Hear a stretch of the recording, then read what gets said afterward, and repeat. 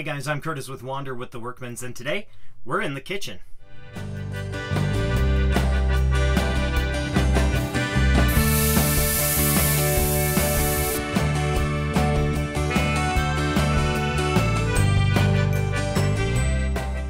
So we are in the kitchen today because I wanted to talk to you about why we use cast iron pans. Now, when making the choice of which pans to take on the road with us, I have to say I was the primary decider in that situation. The kitchen is really mostly my domain, although Havila does some wonderful things in here. She prefers when I do wonderful things in here. It's a lot easier for her. And so the decision on what type of pan to take with us, or in our case pans, on the road was left up to me. I chose cast iron for a couple of different reasons. First of all was the storage and transportation issue. With coated pans and even stainless steel pans, there's always a worry that you're going to damage that surface.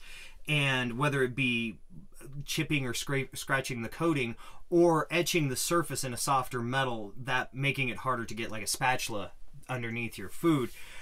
Those were factors that I considered and knew that there was going to be a whole lot of jostling going on here. And I wanted something that I didn't have to wrap in bubble wrap before we moved each time.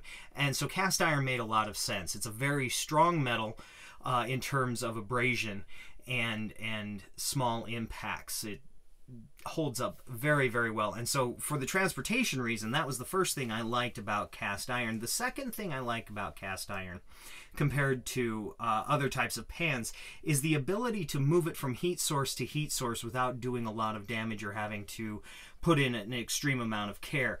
You could take it from your cooktop out to, say, a propane camp stove and even onto an open fire, and you don't have to worry about it warping or the coating detaching when you change heat sources like that. And playing into that is another reason that the handles on cast iron pans are cast iron. It's all one piece. And you can find this with stainless steel pans, but a couple of things to keep in mind. First of all, you have a hard time finding a stainless steel pan with a short enough handle that the entire pan will fit into an RV oven.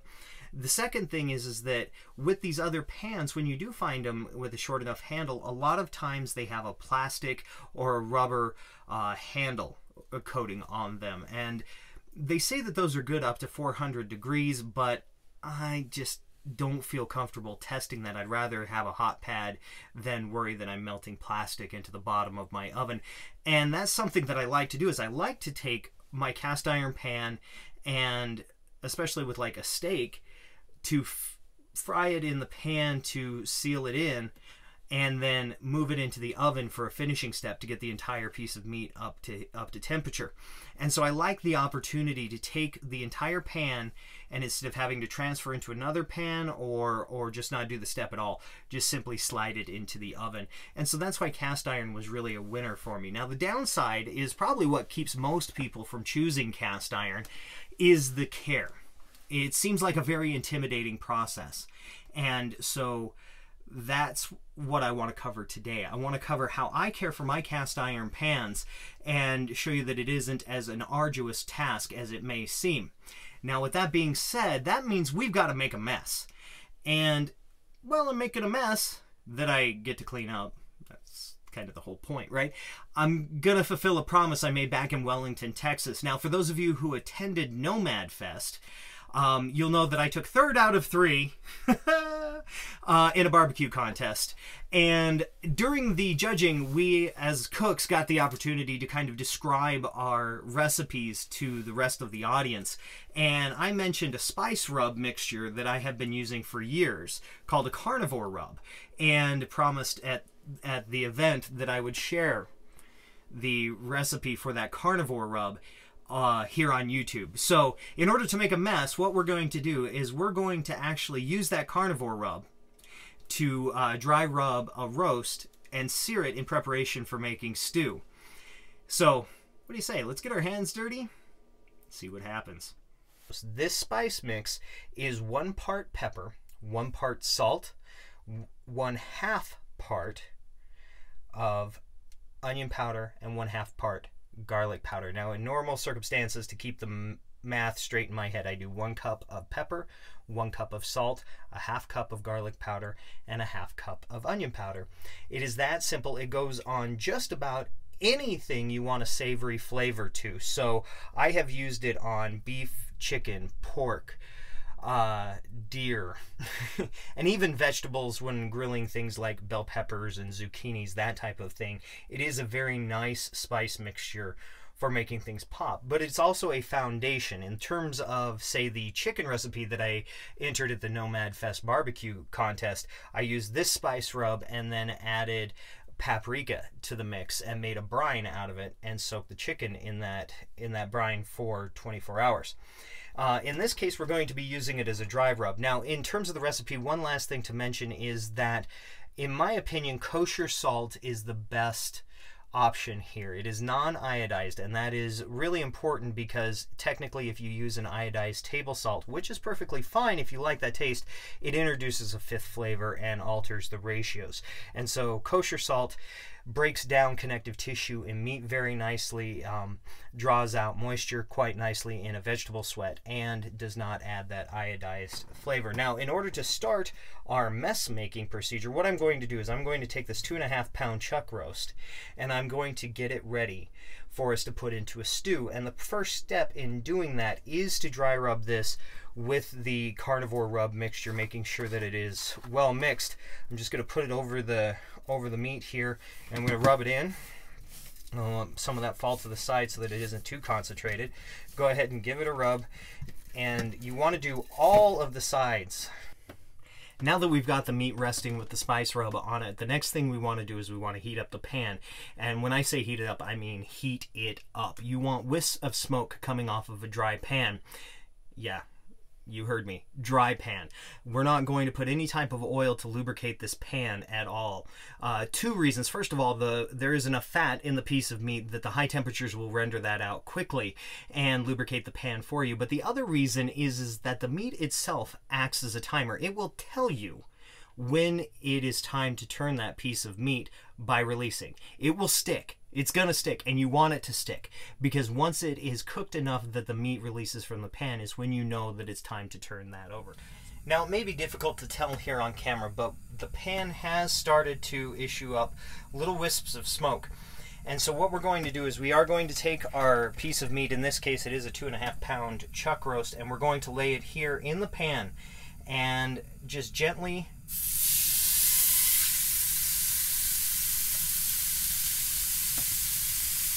lay it in there and listen to that sizzle. We're going to let it sit like this for probably about 4 minutes on each side. Then we're going to try and get some sear on the edges as well by maneuvering it with utensils. But the main point here is, as much as you want to poke and prod at this thing, as much as you want to try and make sure it doesn't stick to the pan, don't touch it. In barbecuing, the saying is if you're looking, you're not cooking. And it's kind of the same thing here when trying to get a good sear on a piece of meat like this. Don't mess with it. Just walk away. Hands off, walk away. Let's talk about curing a brand new pan. Now, a lot of today's cast iron pans are coming with what they call pre-cured, which is probably okay. Although you can find cast iron at yard sales, flea markets, that type of thing that is not pre-cured, and you probably want to cure it on your own. Now, if you find a pan that's rusty, don't disregard it. It can be brought back to life quite easily. You can either find somebody with a light sandblasting cabinet that has a low-pressure sandblast to take that rust off, or what you can do is you can go back to our friend Kosher Salt and cut a potato in half. Put just a drop or 2 of water in there, put the salt in your pan, and use the potato as a handle to create a scrubber, and that will remove a lot of that rust to the point where you can cure it back and revive that pan. Now, I'm going to introduce you to my wife's egg pan here. Everything we own is Lodge cast iron. That isn't to say other cast iron brands aren't good. It's just we haven't run across them, and that's what I've used for as long as I can remember. And so we stick with Lodge. This is the Lodge, I believe this is the 6-inch Lodge, and my wife uses it primarily for eggs during breakfast. But the curing process is the same for all cast iron, whether it's a small pan like this all the way up to a very large Dutch oven. When you first get your pan, what you want to do is you want to wash it thoroughly with soap and water. And this is the only time you're ever going to use soap on your pan. Then you're going to want to rinse it thoroughly. If you think you've rinsed it well enough, rinse it again. Once that's done, dry it off with a cloth or a paper towel, and then put it on a warm burner and let the rest of the water evaporate off of it. What you're going to do from there is you're going to take and you're going to coat the outside and the inside of the pan, the handle, the pour spouts, everything with some type of oil. Now, there's a debate on what kind of oil is the best oil to use, but for curing a pan, I tend to like, for that initial cure, either canola oil or lard. And what you're going to do is you're going to put a thin coating on the entire surface, all the way around. And what you're going to do, once that is coated, you're going to place it upside down on a baking sheet. Now, the baking sheet is just there to capture the oil that runs off of it. But you're going to bake it for 1 hour at least 375. I prefer 400. I think that opens up the crystalline structure of the metal and absorbs carbon and oil a lot better. But you're going to bake it for 1 hour at least 375 degrees. And then once that hour's over, you're going to turn off the oven and you're going to leave the pan inside the oven to cool slowly. This is called annealing, and what it does is it allows, as the metal contracts back into shape, there are gaps between those crystalline structures, and as it closes, it's going to trap just a little bit of that oil, and that's going to prevent rust and start creating a non-stick surface. But let it cool in the ovens. That's how you get your initial cure on your pan. Now let's get back to this piece of meat. It's been long enough for this piece of meat to have released from the hot pan and it's ready to flip. So all I'm going to do is simply, in one smooth motion, and you see how quickly that released from the pan, lay it back over, and you're starting to, and you'll see that you've got nice browning as well as some charring here on the surface. Okay, so that piece of meat has completely finished searing. You can see we've got some nice color on both sides of it. And what we're going to do right now is we're just going to put it to bed right here in the liner for our Instapot. And I'm going to cover it with a little bit of aluminum foil, just enough to cover the top there. And we're going to let it rest. You're going to need some paper towels, and you're going to need something to scrub with. Now, this is my personal recommendation. This is something we discovered on our way out to getting on the road and has come in absolutely invaluable, and that is this. It may be kind of hard to tell what that is, but yes, that is chainmail, as in like knights in shining armor chainmail. This is it's a great scrubbing pad for a couple of different reasons. First of all, these are stainless steel rings, and this is a if you're interested, it's a 4x4 weave. Most people don't really care about chain link mesh, but there you go. Some people call it 4 in the hand. Okay, nerd time over. It's a really great scrubbing pad because it is stainless steel, so it doesn't absorb things like with a sponge or a Scotch-Brite pad or that kind of thing. It doesn't absorb things. It doesn't grow bacteria. It's very easy to clean. It's a simple rinse, and it doesn't rust. The other nice thing is because they're round, it's round wire in a round shape. There's no sharp edge like you'd find in steel wool. If you look at steel wool under a microscope, it's actually a triangle shape, and that's part of its advantage, but it will mar the surface and take away some of your cure. So as an alternative, rather than having something that we throw away and it grows bacteria and that kind of thing, we went with the chainmail. It's a great investment, and it works on a lot of different surfaces. It's very very gentle on hardened surfaces, but still takes away a lot of the grit. The other thing to keep in mind when choosing a scrubbing pad, you could use something a lot like this or a Scotch-Brite pad or something like that. The problem with that is when cleaning a cast iron pan, you want to work with it while it's hot. And those are made of plastic, and plastic melts. And so it either makes it a tougher challenge because you have to work with the pan at a lower temperature so that your pad doesn't melt, or the pad melts and creates a bigger mess and a lot of nasty smells. So I would stay away from those items as well. Now, in terms of the first step of cleaning this pan is to get the excess loose grease out of the pan, and that's where we go back to the paper towels. Now, please keep in mind this pan is still very hot. The oils inside of it are very hot, but again, you want to work with a hot pan to keep most of that stuff loose. There is grit down in the bottom of there, but that's not what we're attacking in this first step. What we want to do is we want to get the loose grease out of there so that we can move on to scrubbing away the charred on bits. Now with cast iron, the heat radiates throughout the entire pan very quickly, so whenever you're handling it, make sure you have your hot pad because the handle is going to be hot as well. But I'm just going to take a balled up sheet of paper towel here, and I'm going to wipe away all of the oils and greases that came out of that piece of meat. Now the pan is still hot, so I'm able to break up a good portion of the rough bits as well, but we're going to need a little help to get the rest of that off the pan. Now that we've gotten all the loose oils out of the pan, the next step is we want to heat this pan up. So I'm going to relight my burner, and I'm going to get that pan once again really hot. The other thing I'm going to do at this time is I'm going to turn on the tap. I'm going to turn on the hot water because I want that water to be as absolutely hot as possible when I put it into the pan.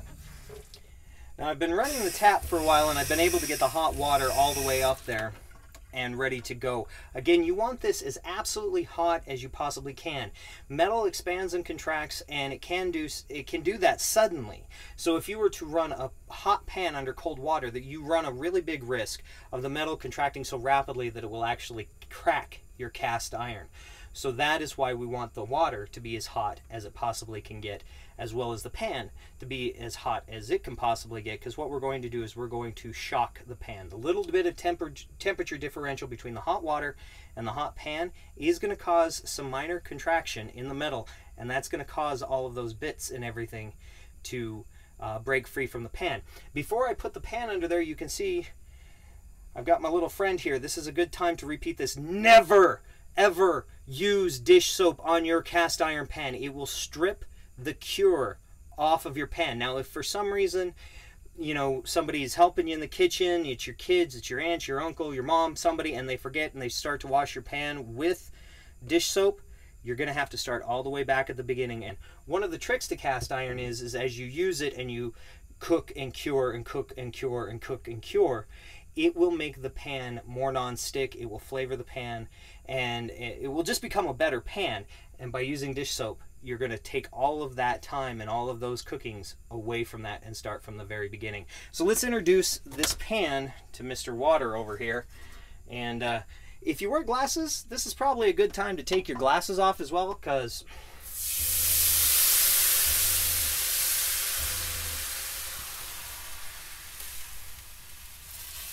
and as you can see by the water, possibly, hopefully the camera catches that, but it's a dark pan with dark liquid. What it's done is it has shocked the pan, so all of those stuck on bits have managed to break loose, and you can simply pour them down the drain. Get as many of them out of there as you can. Now at this point, I like to introduce just a touch bit more of water, and we're going to take this pan and put it back on the heat. Now we're back here on the heat with a little bit of water in there, and again, I've got out our chainmail, and it is literally time to go medieval on this pan. With the hot pad in hand, I'm just going to use the chainmail to break up anything that didn't get broken loose. Now this is very hot, and one trick that I have learned is to combine it with my dish rag. And just the dish rag is just a handle. I put it on top of the chainmail so that I can hold on to it while I'm working with, again, a very hot pan. But this makes this process so much easier. Once I've given that a good scrub,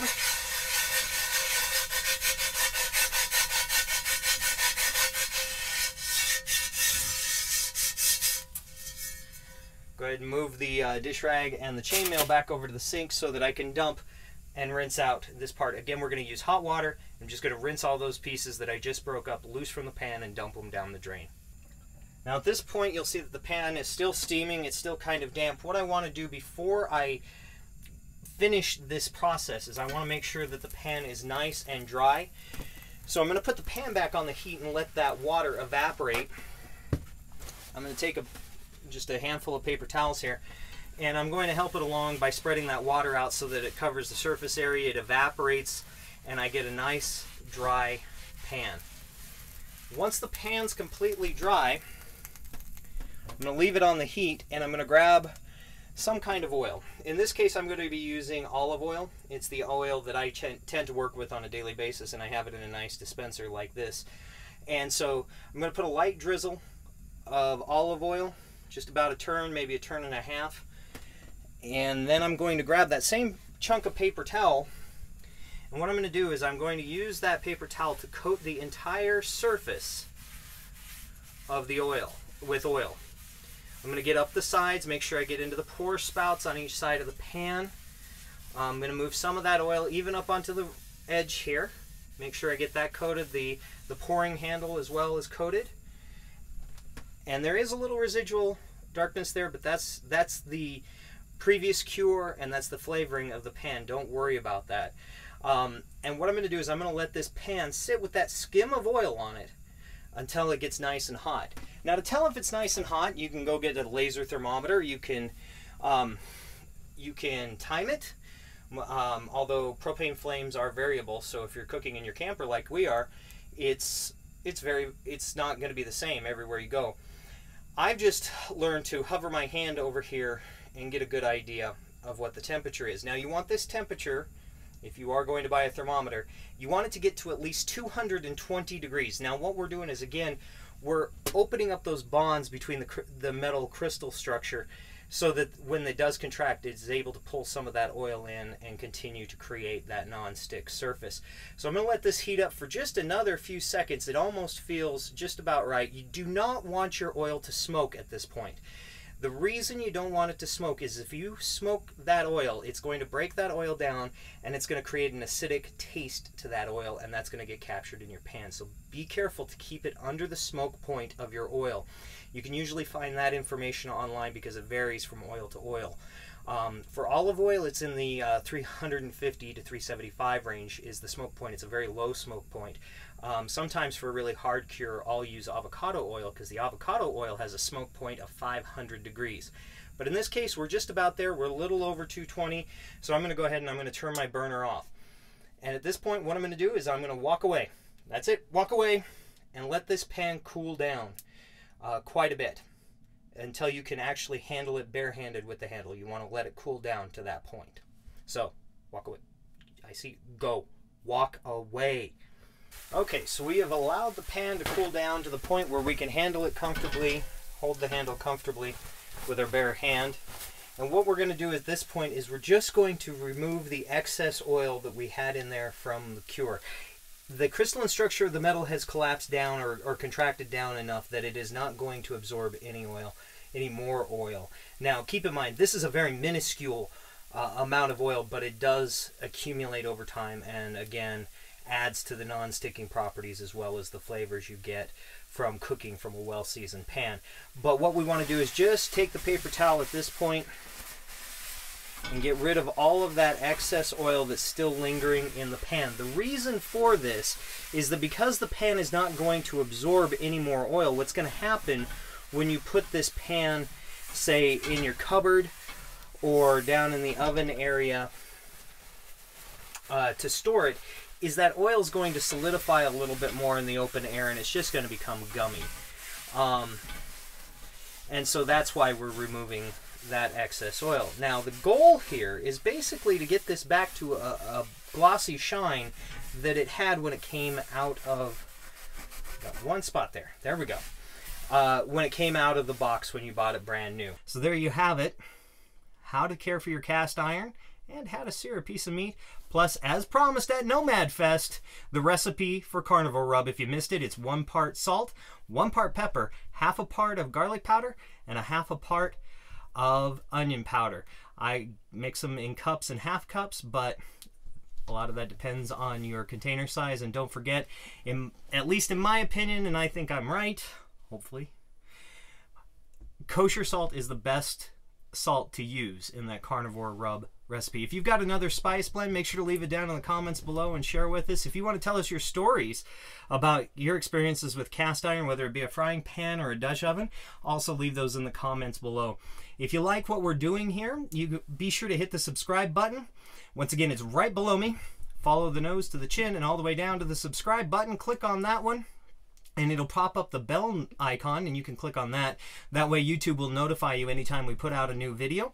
You can follow us on Instagram. We are Wander with the Workmans on Instagram as well. And until next time, guys, we'll see you down the road.